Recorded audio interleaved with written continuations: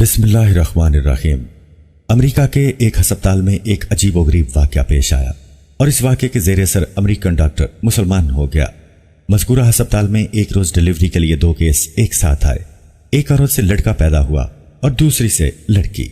جس رات میں دونوں بچوں کی ولادت ہوئی، اتفاق سے نگران ڈاکٹر موقع پر موجود نہیں تھا۔ دونوں بچوں کی کلائی میں وہ پٹی بھی نہیں باندھی ہوئی تھی جس پر بچے کی ماں کا نام درج ہوتا ہے۔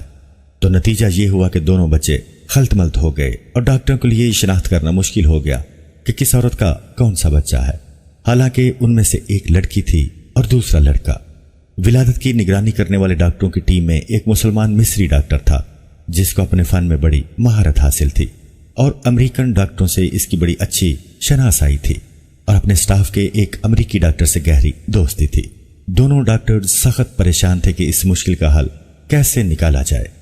امریکی غیر مسلم ڈاکٹر نے مصری ڈاکٹر سے کہا کہ تم تو دعویٰ کرتے ہو کہ قرآن ہر چیز کی تشریح کرتا ہے اور اس میں ہر طرح کے مسائل کا احاطہ کیا گیا ہے، تو اب تم ہی بتاؤ کہ ان میں سے کون سا بچہ کس عورت کا ہے۔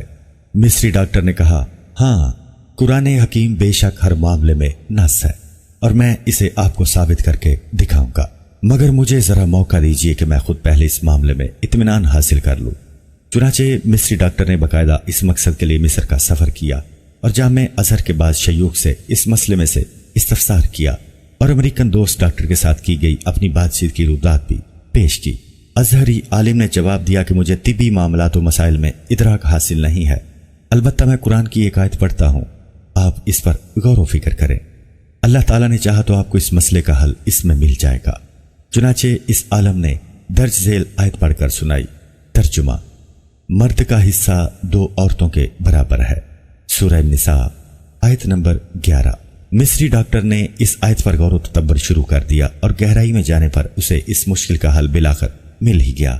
چنانچہ وہ لوٹ کر امریکہ آیا اور اپنے دوست ڈاکٹر کو اعتماد بھرے لہجے میں بتایا کہ قرآن نے ثابت کر دیا کہ ان دونوں میں سے کون سا بچہ کس ماں کا ہے۔ امریکن ڈاکٹر نے بڑی حیرت سے پوچھا کہ یہ کس طرح ممکن ہے۔ مصری ڈاکٹر نے کہا کہ ہمیں ان دونوں عورتوں کا دودھ ٹیسٹ کرنے کا موقع دیجیے تو اس معمے کا حل معلوم ہو جائے گا۔ چنانچہ تجزیہ و تحقیق کے نتیجے میں معلوم ہو گیا کہ کون سا بچہ کس عورت کا ہے اور مصری ڈاکٹر نے اپنے غیر مسلم دوست ڈاکٹر کو اس نتیجے سے پورے اعتماد کے ساتھ آگاہ کر دیا۔ ڈاکٹر حیران و ششدر تھا کہ آخر یہ کیسے معلوم ہو گیا۔ مصری ڈاکٹر نے بتایا کہ اس تحقیق و تجزیے کے نتیجے میں جو بات سامنے آئی ہے وہ یہ تھی کہ لڑکی کی ماں کے مقابلے میں لڑکے کی ماں میں دگنا مقدار میں دودھ پایا گیا۔ مزید برآں لڑکے کی ماں کے دودھ میں نمکیات اور وٹامنز یعنی حیاتین کی مقدار بھی لڑکی کی ماں کے مقابلے میں دگنی تھی۔ پھر مصری ڈاکٹر نے امریکن ڈاکٹر کے سامنے قرآن کریم کی وہ متعلقہ آیت تلاوت کی، مرد کا حصہ 2 عورتوں کے برابر ہے، جس کے ذریعے اس نے اس مشکل کا حل تلاش کیا۔ جس عقدے کو حل کرنے میں دونوں ڈاکٹر نہایت پریشان تھے، چنانچہ وہ امریکی ڈاکٹر فوراً ایمان لے آیا۔ سبحان اللہ۔